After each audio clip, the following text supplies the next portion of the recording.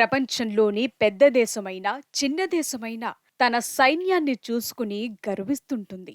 అప్పుడప్పుడు కొన్ని సందర్భాల్లో సైనిక విన్యాసాలను నిర్వహిస్తూ తన దేశం సైనిక సామర్థ్యాన్ని చూసి పొంగిపోతుంది. 16 దాటిన యువకులకు తమ దేశపు సైన్యంలో చేరాలని, సైనికుడిగా దేశానికి సేవలందించాలని, యుద్ధాల్లో పాల్గొని దేశానికి విజయాలు చేకూర్చి పెట్టాలని, దేశమాతను శత్రువుల నుంచి రక్షించుకోవాలని, యుద్ధంలో ప్రాణాలు పోగొట్టుకోవటం కూడా గౌరవప్రదమే అని భావిస్తారు. సైనికుడిని చూసి దేశ ప్రజలు గర్విస్తారు. సమాజంలో సైనికుడికి ప్రత్యేక గౌరవమిస్తారు. మన దేశ సైనిక బలం మొత్తం 14 లక్షలు. ప్రతి ఏడు 50-60 వేల మంది రిటైర్ అవుతుంటారు. ఆ మేరకు మళ్లీ రిక్రూట్మెంట్ జరుగుతుంది. అయితే సైన్యంలో చేరేదెవరు? 16 ఏళ్లకే రిక్రూట్మెంట్ జరుగుతుండడంతో సైన్యంలో చేరేవారు సాధారణంగా పేద, మధ్యతరగతి కుటుంబాలకు చెందినవారు. 10th క్లాస్ పాస్ అయ్యాక పై చదువులు చదవలేనివారు, అవకాశాలు లేనివారు సైన్యంలో చేరటానికి ఉత్సాహం చూపుతారు. ఎందుకంటే చిన్న వయసులోనే భద్రత కలిగిన ఉద్యోగం లభిస్తుందని, 15-20 ఏళ్లు సర్వీస్ పూర్తయ్యాక జీవితాంతం పెన్షన్ వస్తుందనే గ్యారంటీతో పాటు రిటైర్ అయ్యే నాటికి వారి వయసు 40 లోపే ఉంటుంది. కాబట్టి మాజీ సైనికులకు వారి అర్హతలను, ర్యాంకులను బట్టి ప్రభుత్వ రంగంలో ఉద్యోగావకాశాలుంటాయి. కాబట్టి జీవితానికి ఢోకా ఉండదనే నమ్మకంతో సైన్యంలో చేరతారు.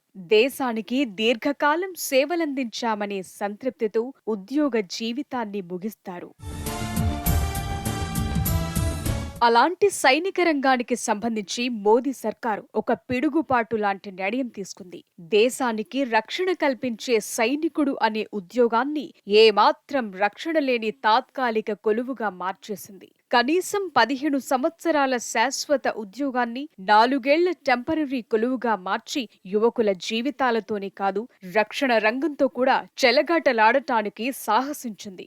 ప్రతి ఏటా 46 వేల మందిని ఆర్మీలో చేర్చుకుంటామని, 4 ఏళ్ల తరువాత వారిలో 25% మందిని పర్మినెంట్ చేసి మిగిలిన 75% మందిని తొలగిస్తామని ప్రకటించి సైన్యంలో చేరాలనుకునే వారి గుండెల మీద అగ్నిఫిరంగులు పేల్చింది. నిజానికి ఈ పథకం ఏదో రాబోయే సంవత్సరం నుంచి ప్రవేశపెడతామని ప్రకటించి ఉన్నట్లయితే పెద్దగా పేచీ ఉండేది కాదు. కానీ 3 సంవత్సరాల క్రితమే అన్ని రకాల ఫిజికల్, మెడికల్ టెస్టులన్నీ పూర్తి చేసుకుని కరోనా కారణంగా రిక్రూట్మెంట్ ఆగిపోవటంతో ఉద్యోగాల్లో చేరలేక కేవలం ఒకే రాత పరీక్షతో తమకు ఉద్యోగాలొచ్చే అవకాశాలున్న యువకులందరూ కేంద్ర ప్రభుత్వ ప్రకటనతో రగిలిపోయారు. 2 ఏళ్ల క్రితమే వారికి ఉద్యోగాలు వచ్చి ఉన్నట్లయితే వారు శాశ్వత సైనికులుగా విధులు నిర్వర్తించేవారు. కానీ ఇప్పుడు హఠాత్తుగా తమకివ్వబోయే ఉద్యోగాలు 4 ఏళ్లకి అని తెలియటంతో వారి ఆగ్రహం కట్టలు తెంచుకుంది. ఫలితంగా దేశవ్యాప్తంగా సైనిక ఉద్యోగార్థులు ఒక్కసారిగా తిరగబడ్డారు. తమ ఆగ్రహాన్ని రైల్వే ఆస్తుల మీద ప్రదర్శించారు. రైళ్లను తగులబెట్టారు. ఆస్తులను ధ్వంసం చేశారు. యువకుల ఆగ్రహావేశాలు దేశంలోని 15 రాష్ట్రాలకు విస్తరించింది. మన రాష్ట్రంలో సికింద్రాబాద్ రైల్వే స్టేషన్ ఉద్యోగార్థుల ఆగ్రహానికి బలైపోయింది. పోలీస్ కాల్పుల్లో ఒక ఉద్యోగార్థి మరణించటంతో రాష్ట్రం మొత్తం విషాదం కమ్ముకుంది. వీర సైనికుడిగా దేశం కోసం ప్రాణాలు అర్పించాల్సిన ఆ యువకుడు ఉద్యోగం కోసం జరిగిన పోరాటంలో ప్రాణాలు అర్పించటం ప్రజల మనస్సులను కలచివేసింది. పోలీస్ కాల్పుల్లో ఒక యువకుడు మరణించటం పట్ల ముఖ్యమంత్రి కేసీఆర్ తీవ్ర దిగ్భ్రాంతిని వ్యక్తం చేశారు. ఆ యువకుడి కుటుంబంలో ఒకరికి ఉద్యోగమిస్తామని ప్రకటించి 25 లక్షల రూపాయల ఆర్థిక సాయాన్ని కూడా అందించారు. ఎంత చేసినా పోయిన ప్రాణాన్ని తీసుకురాలేం కదా. ఆ యువకుడి ప్రాణాలు పోవటానికి మోదీ సర్కార్ తీసుకున్న దుర్మార్గపు విధానమే కదా కారణం. ఉద్యోగంలో చేరిన తరువాత 6 మాసాల ట్రైనింగ్, ఆ తరువాత 3.5 ఏళ్ల సర్వీస్తో 24 ఏళ్ల వయసొచ్చేలోపే మాజీ సైనికుడు అయిపోతాడు. ఇక ఆ తరువాత ఏం చేయాలి?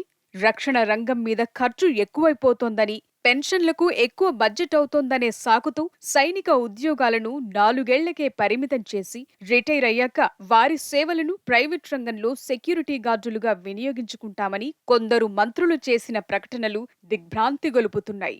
మన రాష్ట్రానికి చెందిన కేంద్ర మంత్రి కిషన్ రెడ్డి ఒక ప్రకటనలో అగ్నివీర్ స్కీమ్ కింద చేర్చుకున్న సైనికులకు బట్టలు ఉతకటం, హెయిర్ కటింగ్ నేర్పుతామని చెప్పటం అగ్ని మీద ఆజ్యం పోయటమే కదా.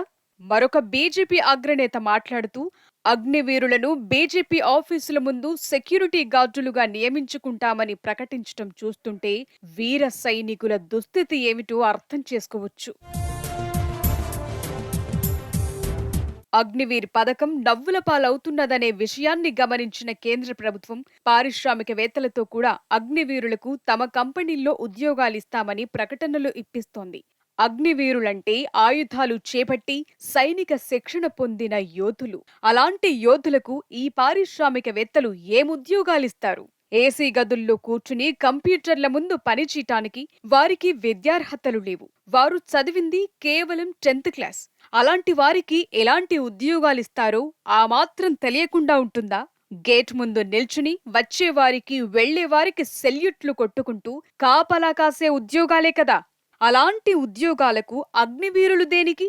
ఇప్పుడు మాజీ సైనికులకు కూడా అలాంటి ఉద్యోగాలొస్తున్నాయి కదా. ఏ సెక్యూరిటీ ఏజెన్సీ నిర్వహించేవారైనా మాజీ సైనికులకే అవకాశాలిస్తారు. ఇప్పుడు అందులో కొత్తగా చెప్పుకోటానికేముంది? ఎవరిని పిచ్చోళ్లను చేస్తోంది ఈ కేంద్ర ప్రభుత్వం?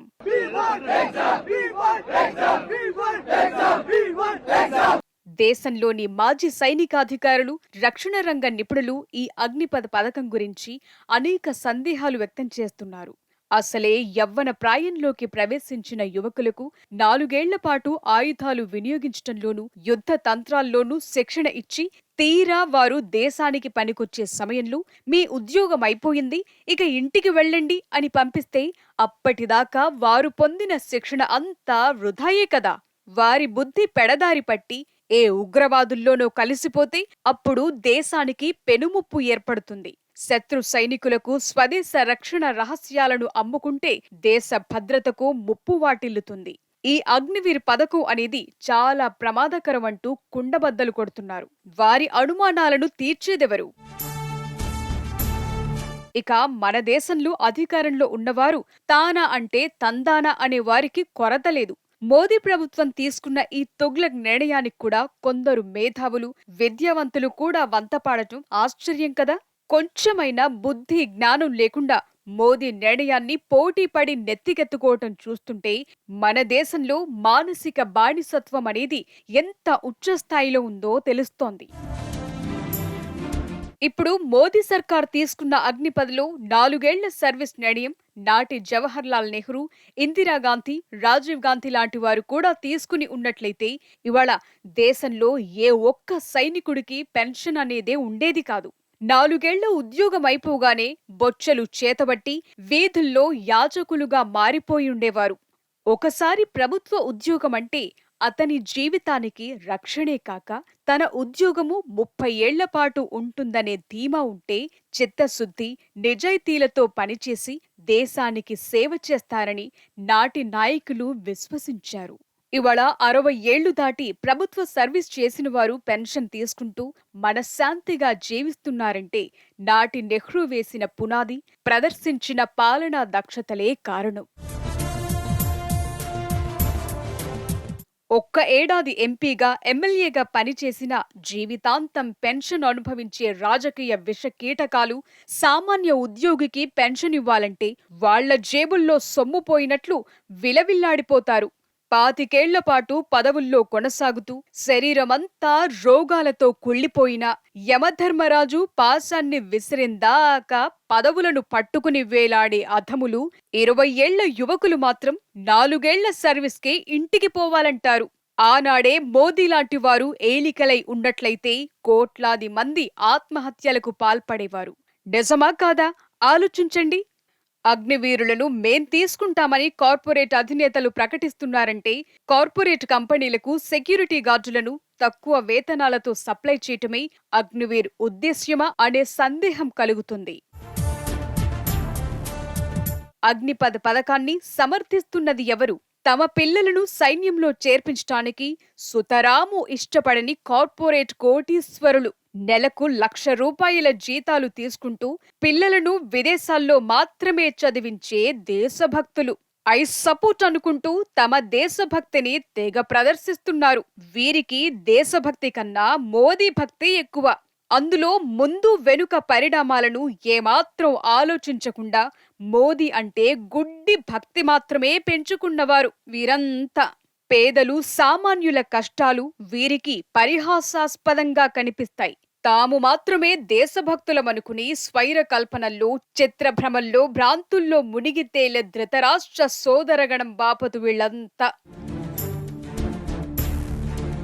అయితే ఈ అగ్నిపథ పథకం అనేది సైనికులతో ఆగిపోతుందనుకుంటే పొరపాటే. త్వరలో ఈ పథకం కేంద్ర ఉద్యోగాలకు, రాష్ట్ర ఉద్యోగాలకు కూడా అమలు చేసే అవకాశం ఉందంటున్నారు.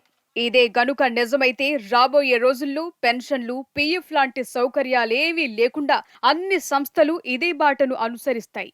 ఇప్పుడు లక్షల్లో జీతాలిస్తోన్న ఐటీ కంపెనీలు కూడా రాబోయే రోజుల్లో 3 ఏళ్లు మాత్రమే ఉద్యోగం, 30,000 మాత్రమే జీతం, ఇష్టమైతే చేరండి లేకపోతే లేదు అనే అవకాశం కూడా ఉంది.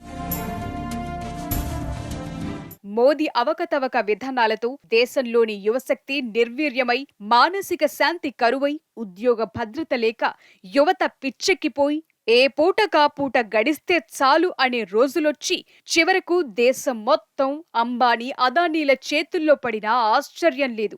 దేశ ప్రజలంతా అప్రమత్తంగా ఉండి తుగ్లక్ చేష్టలను అడ్డుకోకపోతే భవిష్యత్ అంధకారమవటం తథ్యం. ఒకసారి ఈ సందర్భంగా మన రాష్ట్రం గురించి ప్రస్తావించుకోవటం తప్పు కాదు. తెలంగాణ రాష్ట్రం ఏర్పడి 8 ఏళ్లయింది. 8 ఏళ్లలో 2 లక్షల ప్రభుత్వ ఉద్యోగాలను భర్తీ చేశారు. ఎక్కడా తాత్కాలికమన్న మాటే లేదు. అన్ని ఉద్యోగాలు 61 సంవత్సరం వచ్చేదాకా చేసుకోవచ్చు. కేసీఆర్ ముఖ్యమంత్రిగా పదవి స్వీకారం చేసినప్పుడే ఉద్యోగాలనేవి జీవిత భద్రత కలిగించాలని, ఒకసారి ఉద్యోగమొస్తే శాశ్వతంగా ఉండాలని, తమ ప్రభుత్వంలో తాత్కాలికం అన్న మాటే వినిపించకూడదని కేసీఆర్ విస్పష్టంగా ప్రకటించారు. పరిమిత వనరులు కలిగిన ఒక రాష్ట్ర ముఖ్యమంత్రి ప్రజల భవిష్యత్ గురించి అంతలా ఆలోచిస్తుంటే విస్తృతమైన వనరులు, అవకాశాలు, అనంతమైన అధికారాలు కలిగిన దేశ ప్రధాని 4 ఏళ్ల ఉద్యోగాలంటూ దేశాన్ని, ఈ దేశ యువశక్తిని నాశనం చెయ్యబూనటం క్షమార్హమేనా?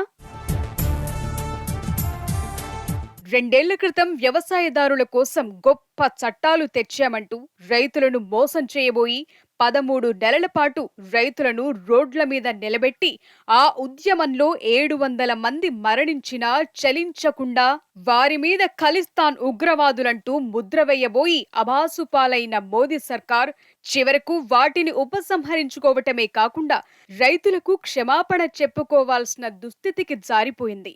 అలాగే ఇప్పుడు అగ్నిపథ్ పథకం తెచ్చిన 4 ఏళ్ల నుంచి రేయింబవళ్లు శిక్షణ తీసుకుని అన్ని రకాల పరీక్షలు వ్రాసి చివరి పరీక్ష కోసం సిద్ధమై భవిష్యత్తును అందంగా ఊహించుకుంటున్న లక్షలాది మంది యువతపై చన్నీళ్లు జల్లటమే కాక వారి ఉద్యోగ జీవితాన్ని 4 ఏళ్లకు కుదించి రోడ్ల మీద పడేయాలని కుటిల యత్నాలు చేస్తోన్న మోదీ ప్రభుత్వంపై దేశం యావత్తూ మండిపడటమే కాక యువతలో అశాంతిని రేపి చివరకు విధ్వంస రచన దిశగా నడిపించింది.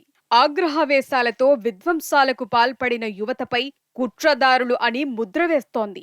మిమ్మల్ని సైన్యంలో ఎవరు చేరమని అడిగారు? ఇష్టమైతే చేరండి లేకపోతే పొండి అని సాక్షాత్తు కేంద్ర మంత్రి వీకే సింగ్ రెచ్చగొట్టే ప్రకటనలు చేస్తున్నారంటే బీజేపీకి దేశ యువతపై ఎంత గౌరవముందో తెలియటం లేదా? అదేనా ఒక కేంద్ర మంత్రి మాట్లాడాల్సిన విధానం? విధ్వంసకాండను ఎవరూ సమర్థించరు. ప్రభుత్వ ఆస్తులను ధ్వంసం చేయటం నేరమే. ఆ విధ్వంసాలకు పాల్పడిన వారిని పురిగొల్పింది మోదీ సర్కార్ చేసిన ప్రకటనే కదా. 3 ఏళ్ల కఠిన శిక్షణ తీసుకుని తీరా ఉద్యోగాల్లో చేరబోయే ముందు అది 4 ఏళ్ల ఉద్యోగమే అని ప్రకటించటం కాదా? యువతకు మోదీ సర్కార్ చేసిన ద్రోహం కాదా ఇది? 3-4 ఏళ్లు శిక్షణ పొందింది కేవలం 4 ఏళ్ల ఉద్యోగానికా అంటూ యువకులు అగ్గిమీద గుగ్గిలమవుతున్నారు. పైగా అగ్నిపథ్లో చేరిన వారికి బట్టలు ఉతకటం, క్షవరం చేయటం లాంటి పనులు నేర్పిస్తామని కేంద్ర మంత్రి కిషన్ రెడ్డి ప్రకటించడం పట్ల యువత ఆగ్రహంతో రగిలిపోతున్నారు. అత్యాధునిక తుపాకులు, ఫిరంగులు పట్టి యుద్ధాలు చేయాల్సిన సైనికులతో వాషింగ్ మెషిన్లు, బ్లేడ్లు, చాకులు పట్టిస్తారా అంటూ నిలదీస్తున్నారు. 4 ఏళ్ల ఉద్యోగం తరువాత 11 లక్షలిస్తామని గొప్పగా చెబుతున్న సర్కార్ ఆ 11 లక్షల్లో 6 లక్షల రూపాయలు ఆ యువకుల జీతాల్లోంచి కట్ చేసినవే కదా. అంటే కేంద్రమిచ్చేది కేవలం 5-6 లక్షలు. ఈ మాత్రానికే ఇంతటి ప్రచారమా? హవ్వ, నలుగురు నవ్విపోతారన్న సిగ్గు కూడా లేదే ఈ ప్రభుత్వానికి. 22 సంవత్సరాలకు రిటైర్మెంట్ తీసుకుని బయటకొచ్చి ఆఫీసుల ముందు సెక్యూరిటీ గార్డు ఉద్యోగాలు చెయ్యాలా అని మండిపడుతున్నారు. అగ్నిపథ్కు వ్యతిరేకంగా నిరసనలతో దేశం అట్టుడికిపోతోంది. రాజకీయ పార్టీలు మాత్రం ఒకరి మీద మరొకరు ఆరోపణలు చేసుకోవడం శోచనీయం. ఈ ఘటన వెనుక టీఆర్ఎస్ ఉన్నదని బీజేపీ ఆరోపించటం చూస్తుంటే శవాల మీద పేలాలేరుకోవటం అంటే అర్థం తెలుస్తుంది. దేశంలోని దాదాపు 10 రాష్ట్రాలకు ఈ ఆందోళన వ్యాపించింది. బీహార్, యూపీ, మధ్యప్రదేశ్, హర్యానా రాష్ట్రాల్లో కూడా నిరసన ప్రదర్శనలు జరుగుతున్నాయి. మరి అక్కడ కూడా టీఆర్ఎస్ పార్టీయే అధికారంలో ఉందా? ప్రజలను తప్పుదోవ పట్టించే పిచ్చి ప్రయత్నాలు మానుకుంటే బీజేపీ ఆరోగ్యానికి మంచిది. రైల్వే స్టేషన్లో రాష్ట్ర పోలీసులు నిఘా పెడతారా? రైల్వే స్టేషన్లోకి ఎవరొస్తున్నారు, ఎవరు వెళుతున్నారు అన్న నిఘా పెట్టాల్సింది రైల్వే పోలీసులు కారా? రాష్ట్ర ఇంటెలిజెన్స్ వైఫల్యమని కొందరు బీజేపీ నాయకులు నోళ్లు పారేసుకుంటున్నారు. కేంద్ర ఇంటెలిజెన్స్ ఏం చేస్తోంది? వాళ్ళు నిద్రపోతున్నారా? ఇక సైన్యంలో చేరటానికి ముందుకొచ్చేదెవరు? ఒక డాక్టర్, ఒక ఇంజనీర్, ఒక బ్యాంక్ మేనేజర్, ఒక కార్పొరేట్ ఉద్యోగి, ఒక బడ పారిశ్రామికవేత్త, కంపెనీల సీఈఓలు, పెద్ద పెద్ద కాంట్రాక్టర్లు, ఎమ్మెల్యేలు, ఎంపీలు, మంత్రులు, రాజకీయ నాయకులు. వీరు ఎవరైనా తమ పిల్లలను సైన్యంలోకి పంపిస్తున్నారా? దేశభక్తిని గూర్చి ఉపన్యాసాలు దంచే రాజకీయ నాయకులు, ఐఏఎస్, ఐపీఎస్ అధికారులెవ్వరూ తమ పిల్లలను సైన్యం జోలికి పోనివ్వరు. మరి సైన్యంలో చేరేదెవరు? కార్పొరేట్ కాలేజీల్లో చదువుకోలేని, లక్షల రూపాయలు డొనేషన్లు కట్టలేని పేద, బడుగు, బలహీన వర్గాల వారి పిల్లలు మాత్రమే 10th పాస్ అయ్యాక సైన్యంలో చేరుతున్నారు. దిగువ మధ్యతరగతి వారి పిల్లలు ఇంటర్, డిగ్రీ అయ్యాక ఇక చదువుకోవటానికి ఆర్థిక పరిస్థితి సహకరించక సైన్యంలో చేరుతున్నారు. సాధారణ సైనికుల కుటుంబాలను ఒకసారి చూడండి.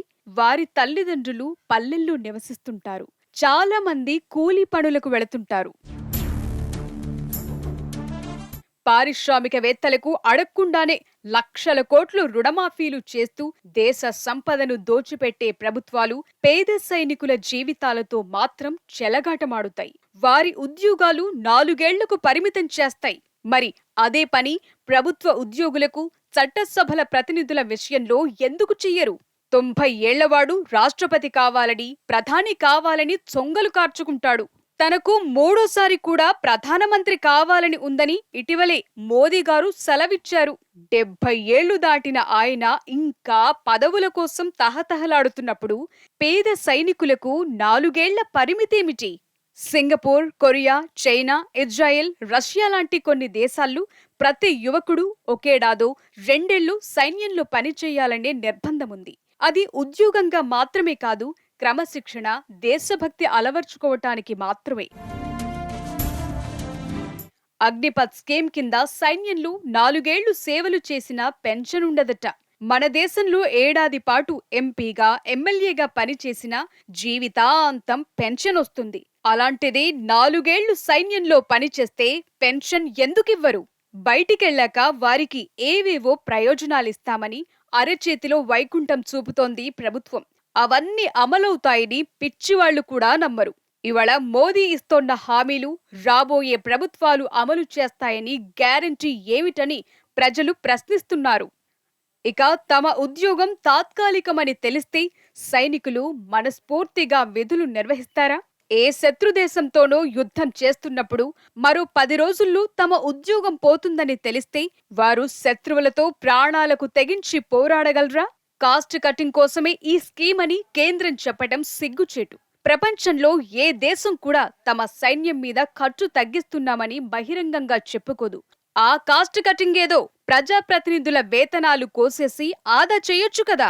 కేంద్ర ప్రభుత్వ ఉద్యోగుల జీతాల్లో కోతలు విధించవచ్చు కదా. రేపు కేంద్ర ప్రభుత్వ ఉద్యోగుల నియామకాలు కూడా 4-5 ఏళ్లకే చేస్తామంటే ఏం చెయ్యాలి? రాష్ట్రాలు కూడా పోలీసులను 2 ఏళ్లకే నియమిస్తామంటే ఏం చేయాలి? 2 ఏళ్ల నుంచి కళ్ళు కాయలు కాచేలా రిక్రూట్మెంట్ కోసం ఎదురు చూస్తున్న యువకుల గుండెల్లో మంటలు రగిలించింది కేంద్రం. వారి ఆర్తనాదాలను అల్లరిగా, ఆకలి వంటలను రౌడీతనంగా భావిస్తే అది వారి వారి విఘ్నత మాత్రమే. దేశాన్ని విధ్వంసం వైపుగా అలుపు సొలుపు లేకుండా నడిపిస్తోంది బీజేపీ ప్రభుత్వం తెచ్చిన అగ్నిపథ్ పథకం. ఇవాళ దేశంలో తీవ్ర అశాంతికి బీజం వేసింది. దేశంలో ఏ ప్రభుత్వ, ప్రైవేట్ రంగాల్లో అయినా తాత్కాలిక ప్రాతిపదికన ఉద్యోగాల్లో తీసుకోవటం సహజం. కానీ దేశాన్ని రక్షించవలసిన సైన్యంలో కూడా తాత్కాలిక ప్రాతిపదికన, అది 4 ఏళ్ల సర్వీస్ కోసం రిక్రూట్ చేసుకోవటం, 4 ఏళ్ల తరువాత వారిలో 25% మందిని పై ఉద్యోగాలకు పంపటం, 75% మందిని ఇంటికి పంపటం అనే మాత్రమైన తుగ్లక్ ఆలోచన కేంద్రానికి ఎవరిచ్చారో తెలియదు. 2 ఏళ్ల క్రితం కేంద్రం విడుదల చేసిన నోటిఫికేషన్లను నమ్ముకుని కఠినమైన శిక్షణ తీసుకుని తీరా సైనికులము కాబోతున్నామని గర్వించే సమయంలో వారి కలలను భగ్నం చేస్తూ అగ్నిపథ్ పథకాన్ని తీసుకొచ్చింది కేంద్రం. అగ్నిపథ్ స్కీమ్ ద్వారా సైనికులుగా చేరిన వారికి ఆయుధాలు వినియోగించడంలో శిక్షణ తీసుకుంటారు. రిటైర్ అయ్యాక ఆయుధ శిక్షణను ఎలా వినియోగించుకోవాలి, వారికి ఉగ్రవాదుల ముఠాలు, విదేశీ శక్తులు ఎరవేసి కుట్రలకు, కుతంత్రాలకు ఉపయోగించుకుంటే అందుకు ఎవరు బాధ్యులు? పిచ్చి తుగ్లక్ ఎలా ఉంటాడో మనం చూడలేదు, కానీ మోదీ సర్కార్ను చూస్తే ఇక తుగ్లక్ను చూడాల్సిన అవసరమే లేదని మాజీ సైనికులు తీవ్రంగా విమర్శిస్తున్నారు. బీజేపీ ఈ దేశాన్ని పాలించటానికి అర్హత ఏనాడో కోల్పోయింది. కాంగ్రెస్ పార్టీ బలహీనతే బీజేపీ బలం. నిత్యావసర వస్తువుల పెరుగుదలతో, మధ్యతరగతి జీవుల హాహాకారాలు, సాగు చట్టాలతో రైతుల ఆర్తనాదాలు, బుల్డోజర్ న్యాయాలతో సామాన్యుల ఆందోళనలు, రూపాయి పతనం, పెరిగిన ద్రవ్యోల్బణం, కృంగిన ఆర్థికంతో దేశమే గగ్గోలు. బీజేపీ పాలనతో ఏ ఒక్క వర్గమూ సంతోషంగా లేదు. ఒక్క అంబానీ, అదానీ తప్ప. రాష్ట్ర పరిశ్రమలు మరియు ఐటీ మంత్రి కేటీఆర్ చెప్పినట్లు 1 ర్యాంక్ 1 పెన్షన్ అని చెప్పిన బీజేపీ నేడు నో ర్యాంక్ నో పెన్షన్ స్థాయికి దిగజార్చింది. ఇప్పటికైనా కేంద్రం కళ్లు తెరచి తమ పిచ్చి స్కీంలను ఉపసంహరించుకోవటం మంచిది.